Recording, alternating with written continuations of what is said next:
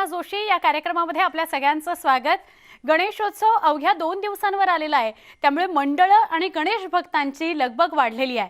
आपण पाहणार आहोत याविषयीच्याच घडामोडी।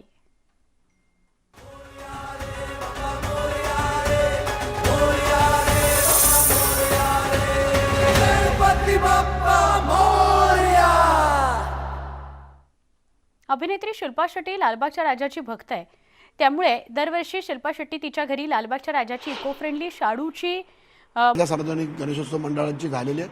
अनेक प्लॅटफॉर्मवरती आम्ही लालबागच्या राजाचे दर्शन संपूर्ण भाविकांना देण्याचा प्रयत्न करणार आहोत, कारण हे लाखो करोडो भाविकांचं श्रद्धास्थान आहे। सर्वच इथे येऊन दर्शन घेणं यावर्षी तरी या कोविडच्या पार्श्वभूमीवरती अशक्य आहे, त्यामुळे भाविकांना आम्ही देखील आवाहन करत आहोत की जास्तीत जास्त संख्येने ऑनलाईन दर्शन घ्या।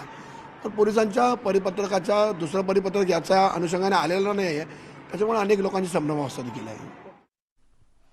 गणेशोत्सव जवळ आले, अगदी 2 दिवसांवर आले, त्यामुळे मूर्तिकार दिवस रात्र काम करतायत। घाटकोपरच्या विलास आर्ट कार्यशाळेमध्ये वेगवेगळ्या रूपात ऑर्डरप्रमाणे गणपती तयार करून दिले जातात। दरवर्षी 2 ते 2.5 हजार इतके गणपती ज्यांना मागणी असायची, परंतु गेल्या वर्षीपासून कोरोनामुळे ही विक्री कमी झाली आहे। 40% विक्री कमी झाल्याचं मूर्तिकार म्हणतात।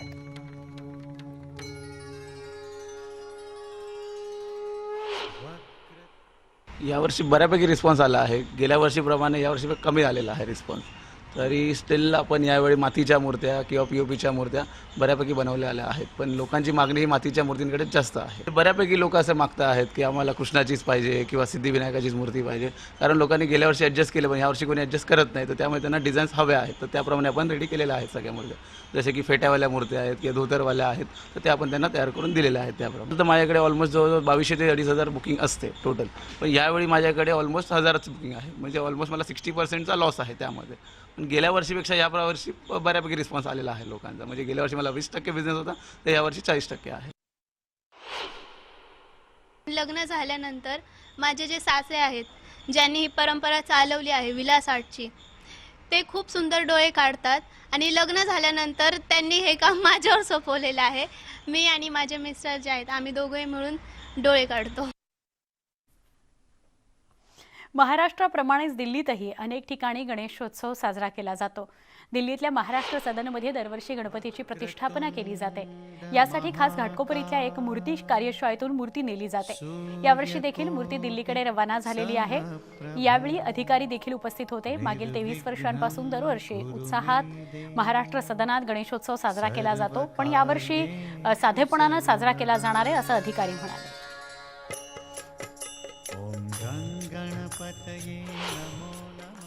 ज्या टाईममध्ये मुख्यमंत्री असले या मंत्री कोणच असले गणपती टाईममध्ये ते मंडलमध्ये भेट करतात और तिकडे आपण त्यांना आरतीसाठी बोलवतो। महाराष्ट्रामध्ये जो दिल्लीमध्ये जो महाराष्ट्राचे आपले अधिकारी आहे, IAS ऑफिसर आहे, जजेस आहे, MPs आहे, त्या टाईममध्ये त्यांना सर्वांना आपण आरतीसाठी बोलवतो। इवन दिल्लीचे जो अधिकारी आहेत ते पण महाराष्ट्र सदनमध्ये आरती करायला इच्छुक असतात। गणेशोत्सवासाठी मुंबईत असलेला कोकणातला चाकरमानी आता कोकणाकडे जाऊ लागलाय। कुर्ला नेहरूनगर या ठिकाणी असलेल्या ST डेपो मधून कालपासून चाकरमानी गावाला निघालेले आहेत। परिणामी इथं मोठ्या प्रमाणात गर्दी बघायला मिळते आहे। या चाकरमान्यांकरता परिवहन मंडळाने विशेष सेवा उपलब्ध करून दिली आहे। पुढच्या 4 दिवसांमध्ये एकूण 151 बसेस नेहरूनगर ST डेपोतून सुटणार आहेत कोकणासाठी। बसेसचं निर्जंतुकीकरण करण्यात आलेलं आहे, तसंच कोरोनाविषयी जनजागृतीही करण्यात येते। सगळ्या चालकांची अल्कोहोलिक टेस्ट सुद्धा करण्यात येते। हे एक अत्यंत महत्त्वाचं पाऊल उचललंय। मी एसटीने प्रवास करतो। 1 महिन्यापूर्वी मी बुकिंग केली आहे। एसटीचं जरा कंडिशन चांगली आहे, त्याबद्दल काही वादच नाही आहे। आणि मी 5-6 वर्ष माझ्या स्वतःच्या गाडीने जात होतो, पण यावर्षी रस्ते खराब असल्यामुळे मी माझी गाडी नेत नाही आहे, त्यामुळे मी एसटीने जातो आहे। कशी सुविधा दिली आहे एसटीने चांगली सुविधा दिलेली आहे। दहिवडी डेपोतून आलेलो आहे। 7 वर्ष झाली आम्ही गणपती फेरला कंटिन्यू येत असतो।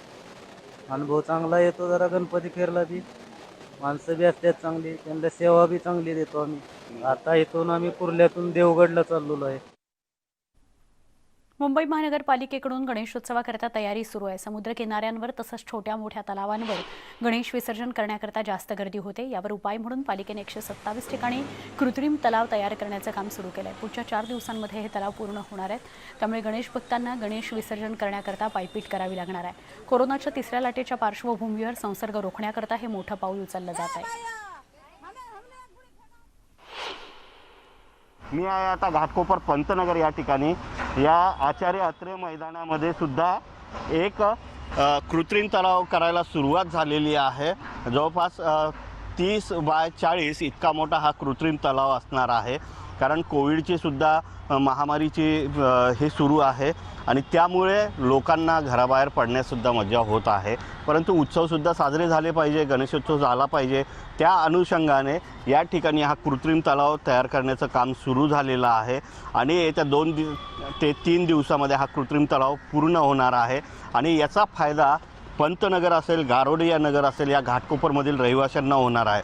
हे हा जो कृत्रिम तलाव आहे, हा कृत्रिम तलाव तयार करण्यासाठी या विभागाच्या नगरसेविका आहेत राखी जाधव, त्यांनी पुढाकार घेतलेला आहे आणि आता हा कृत्रिम तलावसुद्धा सुरू झालेला आहे. आपल्यासोबत आहेत राखी जाधव, आपण त्यांना विचारा, दिरे कशा प्रकारे हा तलाव तयार होतोय, किती बाय किती आहे, साधारणतः किती गणेश विसर्जन होत असते या ठिकाणी? आपण या ठिकाणी पाहिलं तर मुंबई महानगरपालिकेच्या एन विभागाच्या माध्यमातून घाटकोपरमधील रहिवाशांसाठी ही व्यवस्था या ठिकाणी कृत्रिम तलावची करण्यात येत आहे. गेल्या वर्षी देखील ही व्यवस्था एन विभागाच्या माध्यमातून करण्यात आली होती.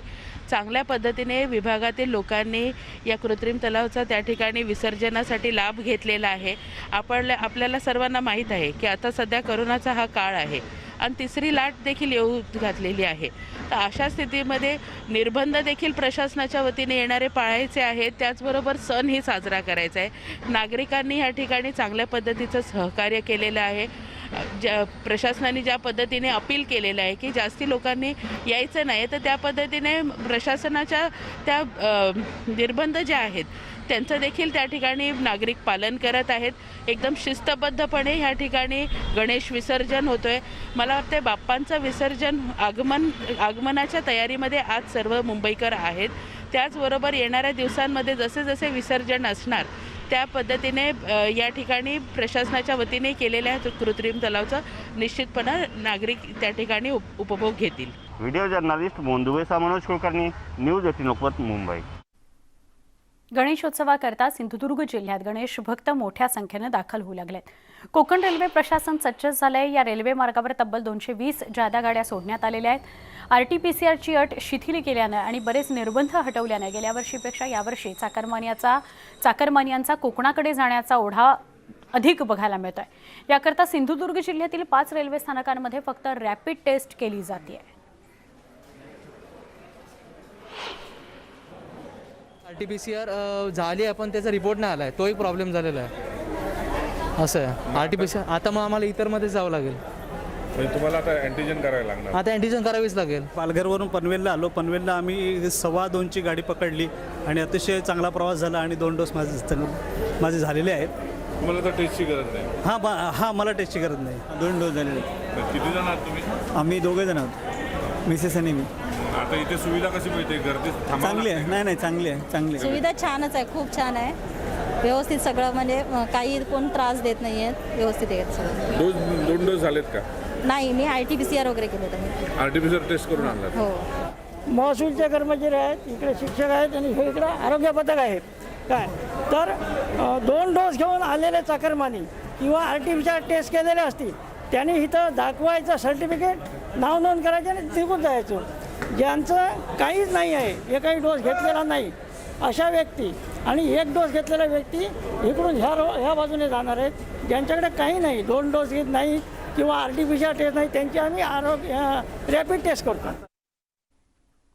श्री गजानन हे सांगलीचं आराध्य दैवत असून सगळ्या धर्मियांचं ते श्रद्धास्थान आहे. चोर गणपती बसवण्याची इथं शेकडो वर्षांची परंपरा आहे. गणेश चतुर्थीच्या 4 दिवस आधीच या गणेशाची प्रतिष्ठापना केली जाते. श्री गणपती पंचायतन या संस्थांच्या सांगलीमधील प्रसिद्ध गणपती मंदिरात हा चोर गणपती बसवला जातो. मात्र कोरोनाच्या या महामारीत मंदिर बंद असल्यानं भक्तांनी बाप्पाचं बाहेरूनच दर्शन घेतलं.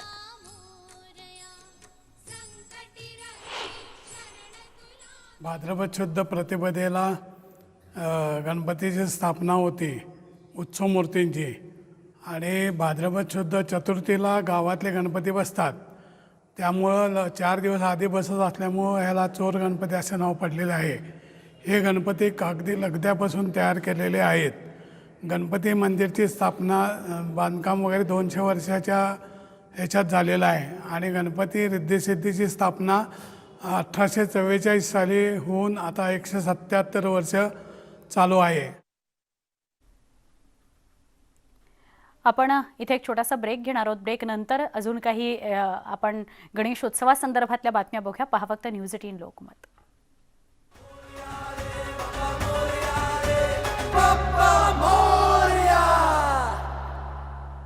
विशेष कार्यक्रमामध्ये पुन्हा एकदा स्वागत. गणेश चतुर्थी अगदी दीड किंवा 2 दिवसांवर येऊन पडलेली आहे. मानाच्या गणपती मंडळांनी मंडप टाकायला सुरुवात केलेली आहे. पुण्याच्या मानाचा पहिला गणपती श्री कसबा गणेशोत्सव मंडळानं देखील मंडपाची उभारणी केली आहे. हे मंडळ यावर्षी 201 गणेश मूर्ती दान करणार आहे. पण गेल्या वर्षीप्रमाणेच यंदाही कोरोनाचा सावट आहे, त्यामुळे गणेश भक्तांनी ऑनलाईन दर्शन घ्यावं असं आवाहन मंडळातर्फे केलं गेलं आहे. यंदाच्या वर्षीसुद्धा गणेशोत्सवावर कोरोनाचे सावट आहे. त्यामुळे गेल्या वर्षीप्रमाणेच यावर्षीसुद्धा आपण सर्वजण गणेशोत्सव हे शासनाचे व प्रशासनाचे सर्व नियम पाळून साजरा करणार आहोत. ते करत असताना आपल्याला कोरोनाबद्दलचे जे संक्रमण रोखण्यासाठी जे काय उपाययोजना करायच्या आहेत ते सर्व मंडळ करत आहेतच.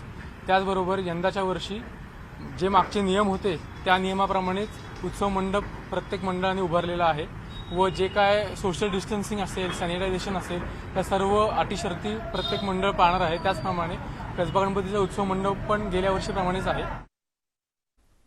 गणेशोत्सवात आरती आणि भजनाकरता महत्त्वाचं वाद्य म्हणजे ढोलकी.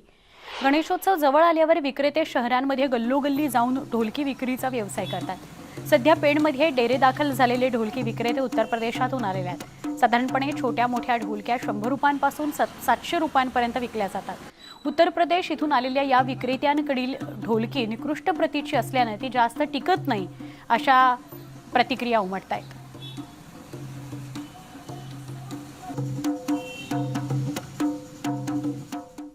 कोकणवासियांची पावल्या गणेशोत्सवाकरता आपापल्या गावाकडे वळलेली आहेत. रत्नागिरी जिल्ह्यातील दापोली शहरात गणेशोत्सवाच्या पूर्वसंध्येला पूजेकरता लागणाऱ्या साहित्याची खरेदी करण्याकरता भक्तांनी बाजारात लगबग सुरू केलेली आहे किंवा गर्दी करायला सुरुवात केलेली आहे. गणेशोत्सव आगमनाला काहीच दिवस शिल्लक आहेत. गर्दी आणि भक्तांचा उत्साह दर्शवणारी ही दृश्य आहेत. परंतु या गर्दीमुळे कोरोना संक्रमणाचा धोका वाढण्याची भीती सुद्धा प्रशासन व्यक्त करतोय. दापोली बाजारातली परिस्थिती ज्याच्याविषयी सांगतायत आमचे प्रतिनिधी शिवाजी गोरे.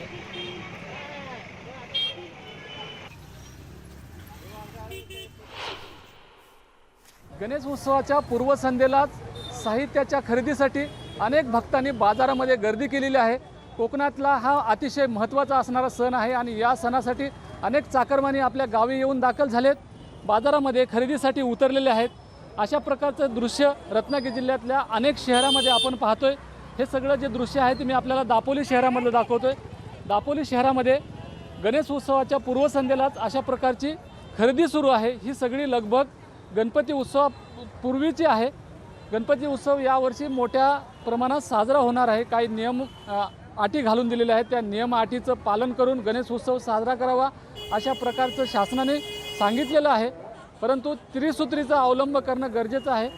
अनेक शहरामध्ये अशा प्रकारची गर्दी जरी झाली असली तरी हा कोकणातला अतिशय महत्त्वाचा आणि आनंदाचा उत्सव आहे आणि स्वाभाविकच या उत्सवामध्ये थोड्याफार प्रमाणामध्ये नियमांचं उल्लंघनसुद्धा होईल. परंतु मोठ्या प्रमाणामध्ये गर्दी करणं किंवा अनेक ठिकाणी सार्वजनिक गणेश उत्सवामध्ये लोकांनी जाणं टाळावं अशा प्रकारच्या सूचना प्रशासनाकडून यापूर्वीच देण्यात आलेल्या आहेत. काही निर्बंध जरी शिथिल करण्यात आले असले तरी जे नियमांचं पालन आहे ते करणं क्रमप्राप्त आहे आणि अशा प्रकारचा नियम जर का आपण पालन केला तर आपल्या जिल्ह्यातला जो कोरोना आहे तो आटोक्यात राहील. केरळमध्ये जी परिस्थिती उद्भवली ती परिस्थिती कोकणातल्या गणेश उत्सवानंतर उद्भवू नये यासाठी शासनाने काही निकष घालून दिलेत. त्या निकषाचं जर का पालन झालं तर कोकणातला गणेश उत्सव अतिशय आनंदात साजरा होईल आणि कोरोनाचं जे संकट आहे ते सुद्धा दूर व्हायला वेळ लागणार नाही. शिवाजी गोरे, न्यूज 18 लोकमत, दापोली, रत्नागिरी. नागपूरमध्ये गणेश उत्सवाचा रंग हळूहळू चढू लागलाय. गणेश मूर्तींनी बाजारपेठा सजल्यात. सध्या नागरिकांकडून शाडू मूर्तीला पसंती दिली जाते. सजावटीच्या दुकानं सुद्धा बघायला मिळत आहेत जिथे गर्दी होतीये. कोरोनाचं सावट आणि नवीन निर्बंधांची घोषणा यामुळे नागरिक आणि व्यापारी काहीसे संभ्रमात आहेत. नागपूरच्या गणेश मूर्ती बाजारपेठेचा आढावा घेतला नागपूरचे आमचे प्रतिनिधी तुषार कोहळे यांनी.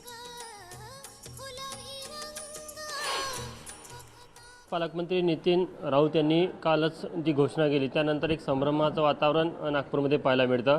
मात्र ज्या बाजारपेठा आहे गणेश उत्सवासाठी किंवा सजावटीच्या ज्या बाजारपेठा आहे त्या पूर्णपणे सजलेल्या आहे. सध्या आम्ही धंतुली येथील अत्रे प्रदर्शनीमध्ये आहे आणि जर का तुम्ही या संपूर्ण प्रदर्शनीतले वेगवेगळे गणेशाच्या मूर्ती बघितल्या आणि इथले जर का ग्राहक बघितले तर निश्चितच एक उत्साह नागपूरमध्ये पाहायला मिळत आहे. महत्त्वाचा विषय आहे की लोकांच्या मनामध्ये संभ्रम तर निश्चित आहे, कारण की पालकमंत्र्यांनी सांगितलं की 3 दिवसानंतर निर्बंध लावले जाईल. 4 वाजतापर्यंत बाजारपेठा उघड्या राहणार आहे. सोबतच रात्रीच्या वेळेपर्यंत जे काही निर्बंध होते ते की आणखी कडक करण्यात येणार आहे. त्यामुळे आणि विकेंड लॉकडाऊन असणार आहे. जर आपण बघितलं तर जो गणेशोत्सव होतो त्यानंतर लगेच विकेंड लॉकडाऊन लागतो. त्यामुळे या परिस्थितीमध्ये नागरिक संभ्रमामध्ये आहे. पण ज्या प्रकारे नागपूरचे जे बाजारपेठ आहे ज्या सजलेल्या आहे आपण बघू शकतो की ते दोन्ही प्रकारचे गणपतीच्या मूर्ती आपल्याला पाहायला मिळतात. मग मातीच्या असेल, शाडू मातीच्या असेल किंवा इको फ्रेंडली असेल, दोन्ही प्रकारचे गणेश मूर्ती आपल्याला पाहायला मिळतात. आणि 300 रुपयापासून तर 15,000पर्यंतच्या वेगवेगळ्या गणेश मूर्ती ते उपलब्ध आहे. काही दुकानदार त्यांना विचारा की कशा प्रकारचा या वर्षीचा फ्लो पाहायला मिळतो आणि संभ्रम आहे का मध्ये कोविडचं घोषणा झालेली आहे, आचारसंहिता येऊ शकते, काही संभ्रम आहे ग्राहकांमध्ये, व्यापाऱ्यांमध्ये? ग्राहकांमध्ये संभ्रम मागच्या वर्षीपेक्षा थोडा कमी आहे. मागच्या वर्षी एकंदरीत जो प्रतिसाद होता त्यापेक्षा आजचा प्रतिसाद हा उत्तम आहे. आणि आता वॅक्सिनेशन झाल्यामुळे लोकांना तेवढा रिलॅक्सेशन मिळालेलं आहे. आणि मागच्या वर्षी ज्या प्रमाणात लोक घाबरत होते, मूर्ती खरेदी करायची की नाही करायची, आणायची की नाही करायची, गर्दीत जायचं की नाही जायचं, पण यावर्षी तसा प्रकार पाहायला मिळाला नाही. लोक बिनधास्तपणे येतात आहे आणि मूर्ती खरेदी करून जातात आहे. यावर्षी तुमच्या बुकिंगचं काय सध्या परिस्थिती आहे? बुकिंग ऑलमोस्ट 90% झालेलं आहे. आणि मागच्या वर्षी याच दिवसामध्ये बुकिंग फार स्लो चालू होतं. यावर्षी फ्लो जास्ती वाढलेला आहे. राजधानी दिल्लीमध्ये महाराष्ट्र एम्पोरियमच्या दालनात गणेश मूर्ती विक्रीला ठेवल्या गेल्यात.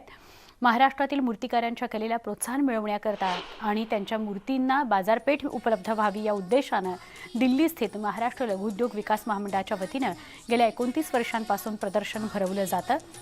कोरोना महामारीच्या पार्श्वभूमीवर सगळे नियम पाळून गणेश मूर्ती आणि पूजेचं साहित्य इथं विक्रीकरता ठेवलं गेलं आहे. प्रदर्शन आणि विक्रीकरता असलेल्या मूर्तींची कमाल उंची 3 फूट इतकी आहे.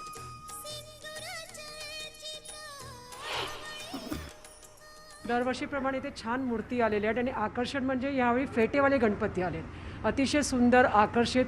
आणि त्याच गणपतीच्या चरणी आम्ही प्रार्थना करतो की हे जे चाललं आहे पॅन्डेमिक ते लवकरात लवकर संपू दे, म्हणजे पुढच्या वर्षी खूप धूमधडाक्याने आम्ही साजरे करू.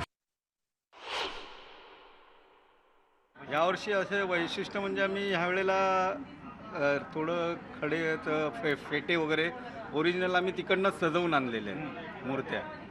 छोट्या मूर्त्यांपासून 5-6 इंचाच्या मूर्त्यापासून ते 2 फुटापर्यंत सर्व काम करून आणलेलं आहे. दिवसभरातल्या सगळ्या किंवा आगमनाच्या संदर्भातल्या सगळ्या आनंदाच्या सुंदर अशा बातम्या आपण बघत होतो. या कार्यक्रमामध्ये इथेच थांबणार आहोत. पण एक आवाहन आवर्जून करेन की गणेशोत्सव आपण अत्यंत मनोभावे साजरा करूया. मागच्या वर्षीही आपण निर्बंध पाळून गणेशोत्सव साजरा केला. कोरोनाचं संकट आहे त्यामुळे यावर्षी सुद्धा नियम पाळून कोरोनाच्या सगळ्या गोष्टी लक्षात ठेवून आपण गणेशोत्सव साजरा करूया, त्या गणरायाची आराधना करूया. इथेच थांबतो. पहा फक्त न्यूज 18 लोकमत.